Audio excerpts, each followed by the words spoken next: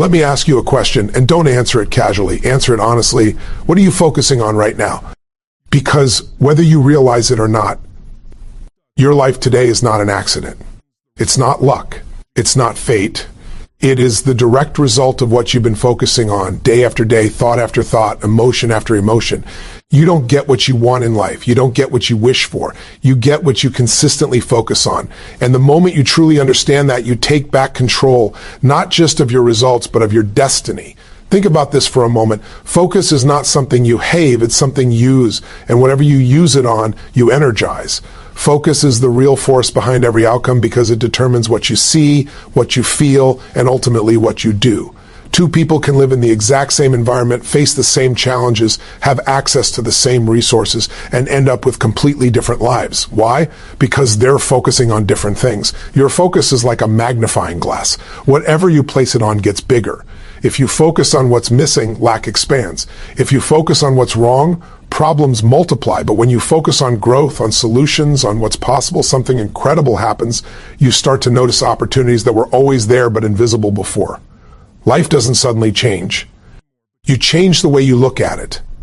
Most people believe their circumstances control their focus. They think when things get better, then I'll feel better. When I succeed, then I'll focus on gratitude. When I have confidence, then I'll take action. But that's backward.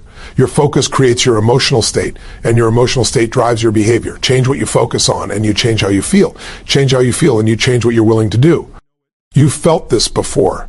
There are moments when you're exhausted, drained, overwhelmed, and then suddenly something shifts. You remember why you started. You picture a future that excites you. You recall a moment when you overcame something you once thought was impossible, and in an instant, your energy changes. Your body straightens. Your voice changes. Your certainty rises. Nothing outside of you changed. Your focus did, and that shift is not small. It's everything, because focus tells your brain what matters. Your brain is constantly filtering millions of bits of information every second, and it only lets a tiny fraction into your conscious awareness. That filter is controlled by focus. If you're focused on fear, your brain scans for danger. If you're focused on failure, it looks for proof that you're not enough.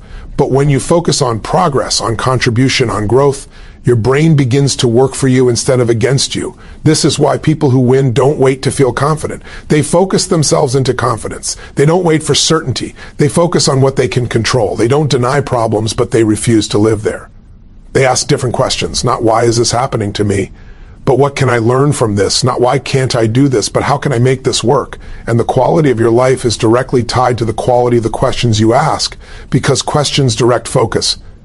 Here's the hard truth.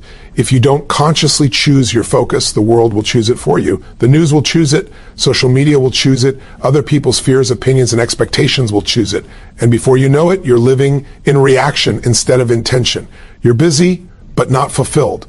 Moving, but not progressing. Alive, but not truly living.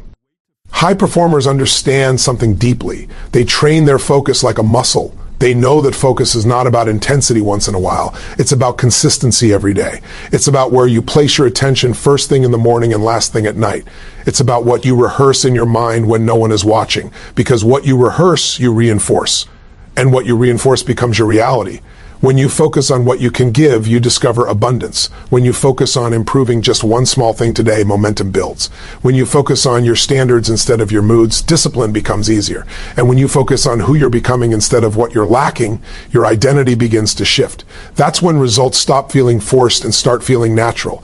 This is not about pretending everything is perfect. It's about deciding what deserves your energy. Because energy is finite. Attention is precious. And every moment you spend focused on what drains you is a moment stolen from what could elevate you. So here's the real question. Not what do you want, but what are you focusing on right now? Because that focus is shaping your next decision, your next emotion, your next action.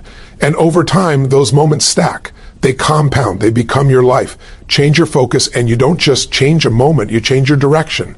Now let me take this one level deeper, because understanding focus without understanding how your brain filters reality is like driving a powerful car without knowing how the steering works.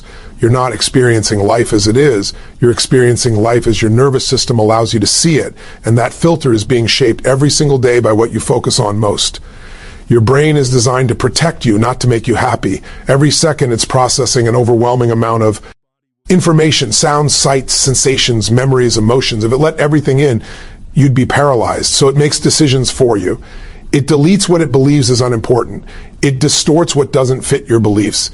And it generalizes patterns to help you survive. None of this is good or bad. It's efficient. But here's the danger. Your brain doesn't decide what's important. You do. And you do it through focus. When you repeatedly focus on something, you tag it as significant. You tell your brain, this matters, watch for this, and your brain obeys. Focus on rejection, and you'll notice every slight, every delay, every unanswered message. Focus on opportunity, and suddenly you see doors where others see walls. Focus is not passive, it's a command system. This is why two people can hear the same feedback and walk away with completely different experiences. One person hears an attack, another hears guidance. Same words, different filters. The difference is not intelligence or talent, it's what they've trained their brain to look for. Think about how many times you've said, I don't know why this keeps happening to me. What you really meant was, I don't know why I keep seeing this, because once your brain labels something as a pattern, it will hunt for confirmation. It wants to be right, and it will find evidence, even if it has to ignore 10 positive things to highlight one negative. That's not life working against you. That's conditioning. And most people are unconsciously conditioning themselves every day. They replay past failures. They rehearse worst-case scenarios. They obsess over what they can't control. And then they wonder why they feel anxious, stuck, or overwhelmed. Your brain can't tell the difference between something you vividly imagine and something you actually experience. What you feed it repeatedly becomes familiar. Familiar becomes seen, comfortable. Comfortable becomes normal, even when it's painful. But here's the empowering part. This system works just as powerfully in your favor when you use it intentionally. When you consistently focus on progress, your brain starts scanning for improvements. When you focus on solutions, it begins connecting ideas you didn't know were related.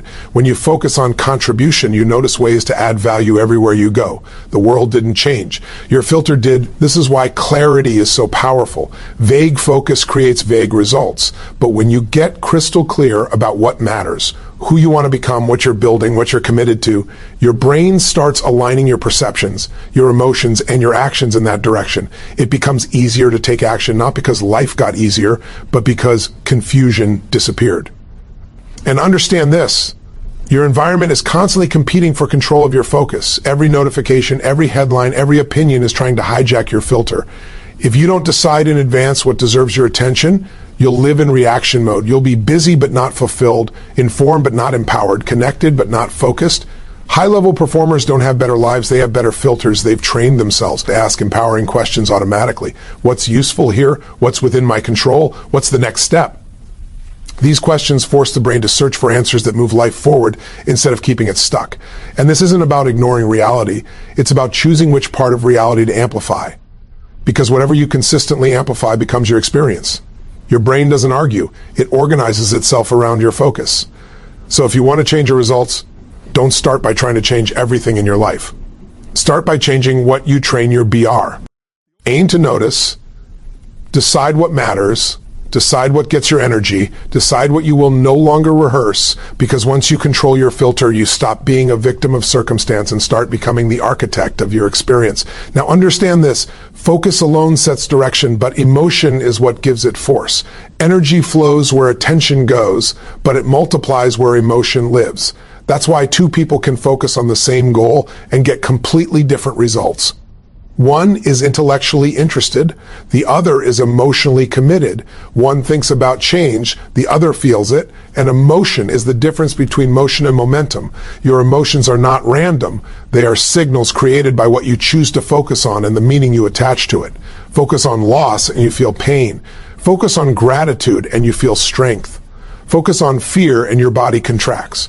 Focus on possibility and your energy expands. Your body responds instantly, long before logic gets involved. That's why emotion is the fastest way to change your state, and your state determines how you show up in the world. Most people are trying to change their lives at the level of logic. They tell themselves they should be motivated, they should be disciplined, they should feel confident, but should has no power. Emotion does. You don't act based on what you know. You act based on what you feel strongly enough about. And what you feel strongly about is shaped by where your attention goes most often. Think about it.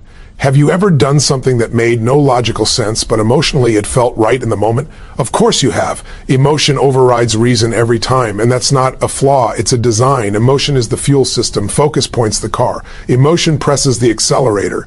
This is why people stay stuck even when they know better. They focus on what they don't want with intense emotion. They don't just think about failures, they feel it. They don't just notice fear, they rehearse it. And the body responds as if the threat is real. Stress chemicals flood the system, vision narrows, creativity shuts down. In that state, you don't access your best ideas, you access survival patterns. But flip that focus and everything changes. When you focus on a compelling future with strong emotion, your energy rises, your posture changes, your breathing deepens, your voice carries certainty. Suddenly, actions that felt heavy feel natural. Discipline stops being a fight because desire takes over. This isn't motivation, it's alignment. And here's what most people don't realize. Emotion is trainable. You don't have to wait for inspiration to strike. You can generate it deliberately by choosing what you focus on and how vividly you experience it. When you bring intensity, imagery, and meaning to your focus, your nervous system responds immediately. That's why people can walk into a room defeated and walk out transformed. Not because their problems disappeared, but because their emotional focus shifted. They stopped feeding what drained them and started fueling what empowered them. Energy is not just physical, it's emotional and mental. And every time you focus on something with feeling, you're voting for that experience to grow. Focus on resentment with emotion and it hardens. Focus on progress with emotion and momentum builds. Focus on purpose with emotion and endurance increases. This is also why passion is contagious. When someone speaks with emotional alignment, people feel it. They don't need convincing. Emotion communicates faster than words ever could. That's why leadership is not about information, it's about emotional certainty. People follow energy before they follow ideas. But here's the challenge. The world is constantly trying to hijack your emotional focus. Fear sells, outrage spreads, distraction numbs. If you don't protect your emotional focus, it will be trained for you by headlines, algorithms, and other people's unresolved emotions. And over time, you'll feel exhausted without knowing why. High performers guard their emotional energy like their life depends on it, because it does. They don't avoid negative emotions, but they don't live there. They process them, learn from them, and then deliberately redirect their focus to what strengthens them. They choose emotional states that support action, not sabotage it. And this doesn't mean pretending everything is fine. It means deciding what deserves emotional investment. Pain can teach, fear can signal, but obsession drains. There's a difference between awareness and attachment. You can acknowledge a challenge without feeding it your life force. Ask yourself this honestly. What are you emotionally focused on most days? What story are you rehearsing with feeling? Because that story is shaping your energy, your behavior, and your results. When you align focus with empowering emotion, effort decreases and impact increases. You stop pushing uphill and start moving with force. And when that happens consistently, the universe doesn't need convincing. It responds because energy doesn't lie. Let's clear something up right now, because this is where a lot of people quietly sabotage themselves. The universe doesn't respond to hope. It doesn't respond to vague wishes. It doesn't respond to someday. It responds to clarity. Clear intention creates clear direction. Unclear intention creates noise, hesitation, and mixed results. Most people say they want more success, more freedom, more fulfillment. But when you ask them what that actually looks like, they hesitate. They speak in generalities. I just want to be happy. I just want things to work out. That's not a target. That's a fog. And you can't hit a target you can't see. Clarity is power because it eliminates confusion, and confusion is the real enemy of progress. When you're unclear, your brain can't organize resources. Your emotions don't commit. Your actions hesitate. You start and stop. You move, but not in a straight line. And then you call it procrastination, when in reality, it's uncertainty. Think about the moments in your life when you moved with absolute certainty, when you knew what you wanted, why you wanted it, and what you were willing to do to get it. In those moments, effort didn't feel like effort. You didn't need motivation. You didn't need permission. You moved because clarity pulled you forward. That's how this works. The universe doesn't guess what you mean. It responds to what you consistently signal through your decisions, your standards, and your focus. When your signals are mixed, the response is mixed. When your signals are clear, life organizes around them. This is why people who are crystal clear seem lucky. Opportunities find them. The right people show up. Timing appears perfect, but it's not magic, it's alignment. They know what matters, so they notice what supports it. They say no faster, they act sooner, they stay consistent longer. Clarity also creates boundaries. When you know what you're building, distractions lose their power. You stop chasing every opportunity and start committing to the right ones. You stop explaining yourself to people who don't share your vision, not because you're arrogant, but because you're focused. And understand this, clarity doesn't mean you have every step figured out. It means you're clear about direction and standards. You don't need the full map. You need a true north. Once that's set, the next step always reveals itself. Most people wait for certainty before they deck. But certainty comes after commitment, not before it. When you decide with clarity, your brain starts solving problems you didn't know how to solve. Your emotions stabilize, your confidence grows, not because everything is easy, but because you were no longer divided inside. Internal conflict drains energy. Clarity restores it. And here's the part that changes everything. Clarity forces responsibility. When you're vague, you can blame circumstances. When you're clear, you own your outcomes. You stop asking, why is this happening to me? And start asking, what am I committed to creating? That shift alone changes how you show up in every situation. The universe responds to that level of ownership, not to words, but to congruence. When your thoughts, emotions, and actions are aligned, resistance decreases, momentum increases, and suddenly what felt heavy starts to move. This is also why clarity must be emotional, not just intellectual. You can know what you want logically and still not be clear. True clarity has feeling behind it. It excites you. It scares you a little. It matters enough that you're willing to adjust your habits and raise your standards. Ask yourself this: if someone watched your daily actions, would they be able to tell what you're truly committed to? Not what you say, but what you consistently do. Because that's the signal being sent out every day. The universe doesn't respond to your potential. It responds to your patterns, and patterns are born from clarity. When you decide who you are, what you stand for, and where you're going, life doesn't argue. It rearranges. Here's something that will change how you experience problems forever if you let it sink in. Problems don't disappear when circumstances improve. They disappear when your sense of purpose gets bigger than them. Most people try to solve problems by staring at them harder, analyzing them longer, replaying them over and over. But focus doesn't work that way. Whatever you focus on grows, and when your focus is locked on the problem, you don't get clarity, you get compression. That's why people feel overwhelmed. It's not because their problems are too big, it's because their purpose is too small in that moment. Think about it. When your life is centered around comfort, inconvenience feels like a crisis. When your life is centered around growth, challenges feel like training. Same event, different meaning. Meaning changes emotion. Emotion changes action, and action changes results. Purpose is not some abstract idea, it's a lens. When your focus expands toward contribution, progress, and becoming more than you are, the mind stops obsessing over obstacles and starts organizing around solutions. You don't deny the problem, you just stop worshiping it. Most people unknowingly shrink their world to the size of their current struggle. A setback happens, and suddenly that one event becomes the center of their identity. Their conversations revolve around it. Their thoughts replay it. Their emotions rehearse it.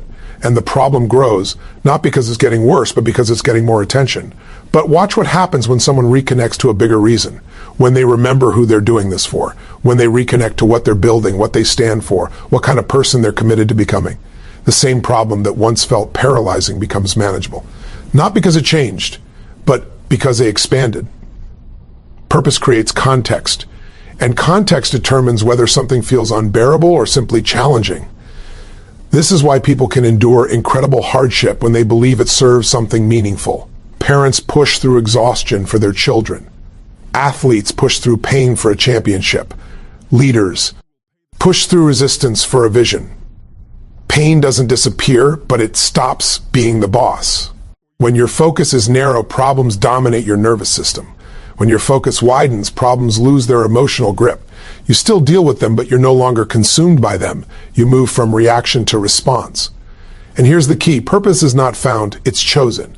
You don't wait for life to hand it to you. You decide what this moment means. You decide what this challenge is shaping in you. You decide whether this obstacle is evidence that you should quit or evidence that you're growing.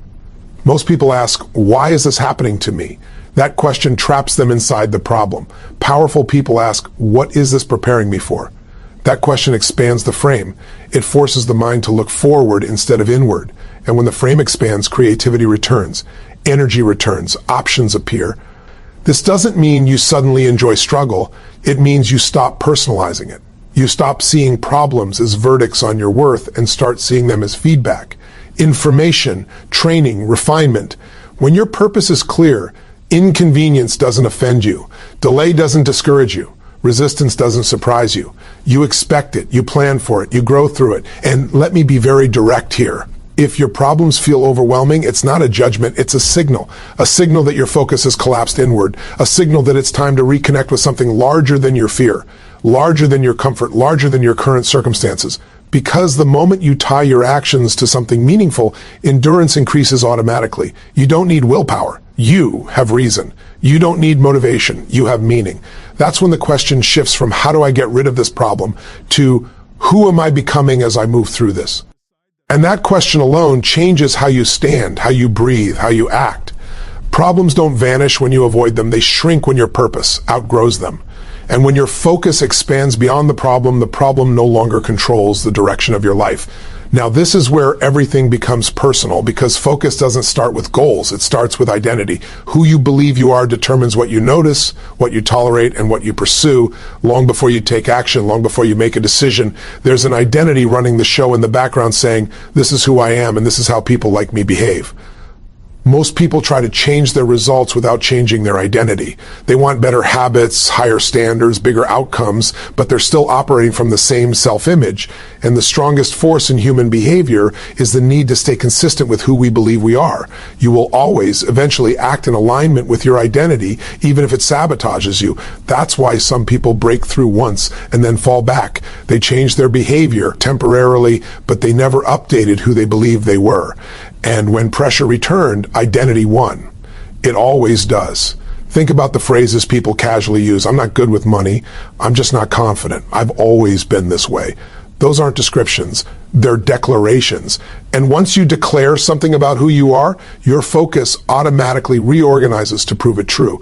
Your brain starts filtering reality to support that story. You notice evidence that confirms it. You ignore evidence that challenges it. Identity determines focus, and focus determines experience. If you see yourself as someone who struggles, you'll notice obstacles everywhere. If you see yourself as someone who grows, you'll notice lessons. If you see yours as someone who quits when it gets hard, your focus will scan for exits. If you see yourself as someone who finishes what they start, your focus locks onto solutions. This is not motivation. This is conditioning. And here's the most important part. Identity is not fixed. It's trained. Every action you take is a vote for the person you believe you are becoming. Every standard you enforce strengthens that identity. Every excuse you accept weakens it. Most people wait to feel like a new person before they act. But identity doesn't change through emotion. It changes through evidence. When you do what you said you would do, even when it's uncomfortable, your brain records it. It says, this is who we are now. And once identity shifts, focus shifts automatically. That's why discipline gets easier for people who see themselves as disciplined. That's why confident people don't have to hype themselves up. That's why leaders don't wait for permission to lead. They're not forcing behavior, they're expressing identity.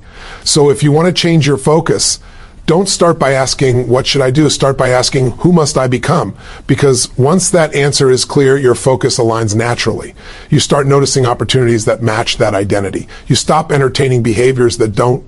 This is also why standards matter more than goals. Goals are things you pursue. Standards are who you are.